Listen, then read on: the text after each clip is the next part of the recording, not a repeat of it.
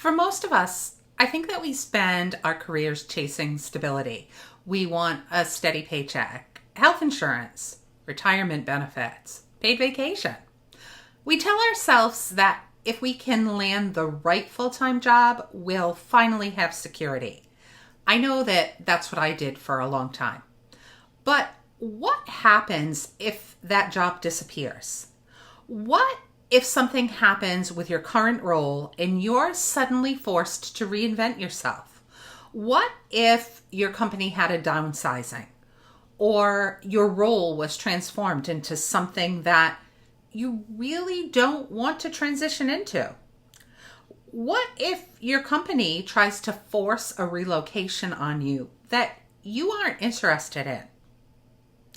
I'm Jennifer. I'm with the Freelance Shift, and I help solopreneurs and freelancers learn skills that help them save time and energy. Thanks for joining me today. Now, as far as the question about jobs and job security, that was a question that was on my mind very recently because the other day I had a conversation with a friend of mine who knows about this YouTube channel. And she actually suggested that I speak about this topic because from her lens, she felt like it was something that doesn't get discussed nearly enough. And that's how it is possible to recreate yourself as a freelancer for another chapter of your career.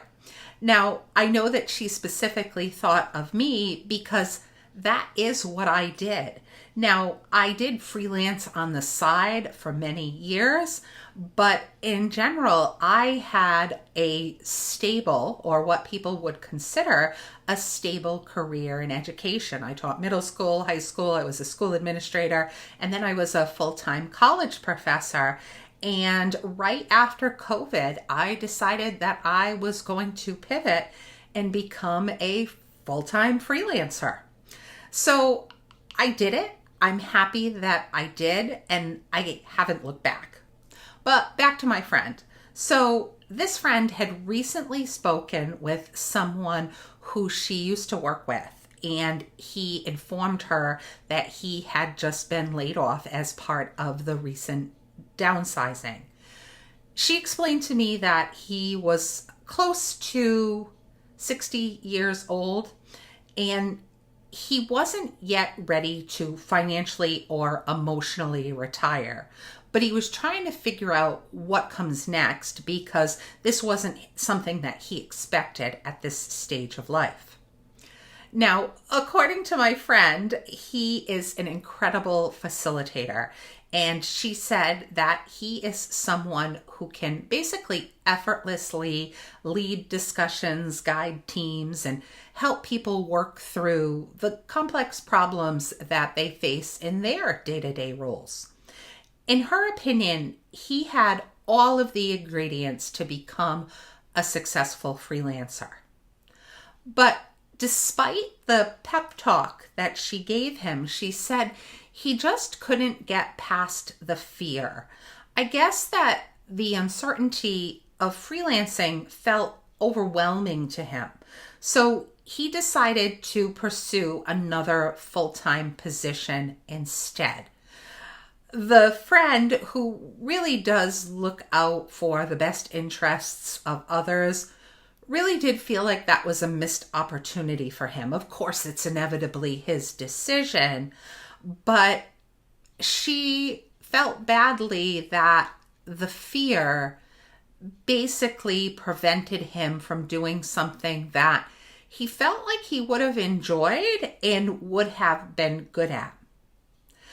Now, I completely understand that fear-based decision because it's something that I lived myself. So some of you know I'm a single mom, and again, right after COVID, I made the decision to leave my full-time position as an associate professor of business and technology. Now, that step walking away from what many people would consider a secure job, some people would even consider it a dream job, was terrifying to me at the time. Suddenly, I wasn't going to have employer-sponsored health insurance, retirement contributions, paid vacation, paid sick time, that predictable paycheck, something that I had had for decades. I was deciding to walk away from for basically a new adventure. And hopefully you can understand why my fears were real concerns. They weren't something that I could just dismiss or minimize, telling myself that I was being a worrywart. But honestly, I'm so glad that I took that leap, and I wouldn't change my decision, not for a second. I feel like this decision to pursue this new chapter, this freelancing chapter, is one of the best decisions that I made. Now, at the time, I think what got me through it, basically one of the biggest gifts that I received during that transition, was having people in my life who I trusted, who believed in me before I believed in myself. They reminded me that freelancing wasn't necessarily as risky as I had built it up to be.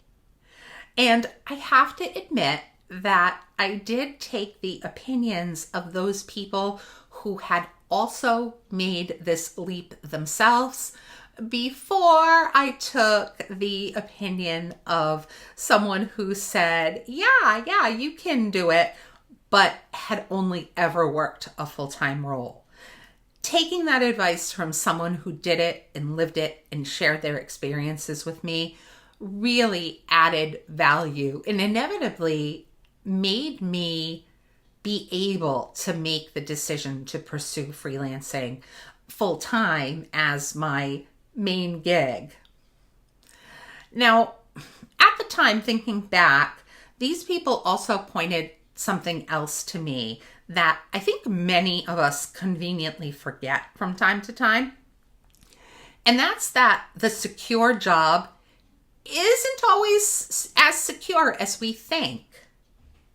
Companies restructure, budgets get cut, organizations downsize. And even in the case of higher ed, universities eliminate programs or even close altogether. I know that where I'm located, I'm in New England, that colleges have been closing more and more frequently. And that's something that didn't exist in the past, but is a reality now, especially for some small colleges. So I think that people who have faithfully worked for decades can realistically find themselves unexpectedly unemployed through absolutely no fault of their own. In some ways, you've got to say that job security is often an illusion.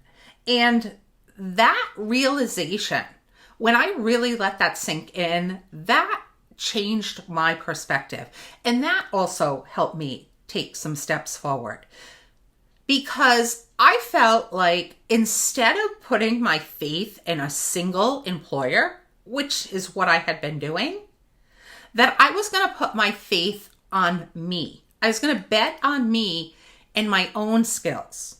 And also, I was going to not put all my eggs in one basket, and I was going to make sure that I was always dealing with different clients in case something went wrong with one of them, that I would still have a backup plan. And that's absolutely the way that I operate today. I do diversify myself so that I am always working with different clients rather than committing myself to one opportunity. Now, going back to my experience after COVID, I did wait to take the leap until I found a long-term contract that gave me the financial stability and honestly the confidence that I could do this. I felt like it gave me enough wiggle room to get started while I was building my freelance business, that I knew that I would be set for almost 6 months.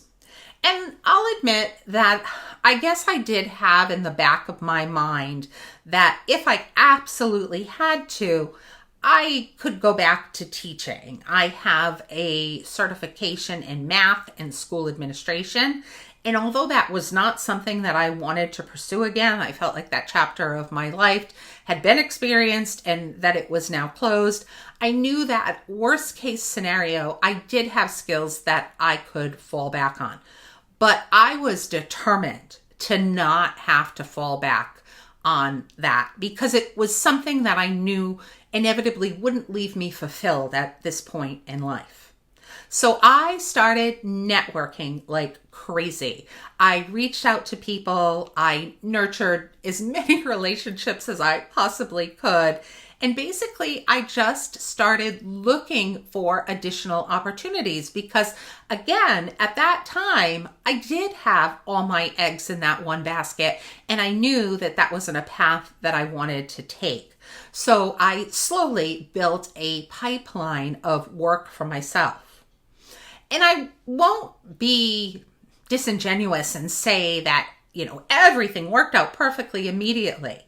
It didn't all evolve perfectly overnight, and it wasn't always easy. There were times that I worried, was the contract going to be renewed? Was I going to be able to line up another replacement contract to replace the one that was ending? But I learned that it was all possible. Again, I did have to put work and effort into it. I did have to stretch myself and learn new things. But inevitably, it was possible. And it's possible for you too if you have the skill set that you can offer people that has value, and you have the determination to not give up. And that's the part that I wish more people understood. You don't have to leap into freelancing with no plan and no income. Many freelancers do begin, like I did, with one reliable client. And maybe that's a shorter hour commitment for a longer period of time, or maybe it's a consistent hour commitment for a shorter period of time. But many of us do begin with that one contract, that one consulting project, and then build from there. So if you're considering freelancing as either just a change up, it's time for a change, it's time for your second act, or you're considering it because of a recent layoff, don't let fear convince you that it's impossible. I am proof that it's not. Recognize that fear is normal and that the unknown is uncomfortable, but it's also uncomfortable to stay somewhere that no longer fits you. So it doesn't matter in this scenario if you're 30 and you've been in the workforce 10 or less years, or if you're 45 or if you're approaching 60. Your experiences have value, and it's likely that these skills that you have could benefit others. Because the skills you've spent decades developing don't suddenly become irrelevant because your job changed. In many cases, those skills just become more valuable because you're able to help people in many organizations instead of just one. Now, I hope that the message that you take away from this is that you don't have to know exactly how everything will work out before you start. You have to be willing to take that first step. And again, for myself, looking back, I am incredibly grateful that I did listen to the people who encouraged me to believe in myself. They helped me see possibilities when at the time I had only seen risk. Now, I hope that you can do the same for yourself or for someone else. If you're standing on the edge of that career transition and wondering whether freelancing could be your next chapter, know this: it won't be free of uncertainty, but it could be one of the most rewarding decisions that you ever make. A second chapter where you really stretch yourself and let your skills shine. So here's my challenge to you. Hang your freelance shingle. You don't have to quit your job tomorrow. You can get that first client sort of as a side hustle while you are still working, as long as your employment contract allows it, of course.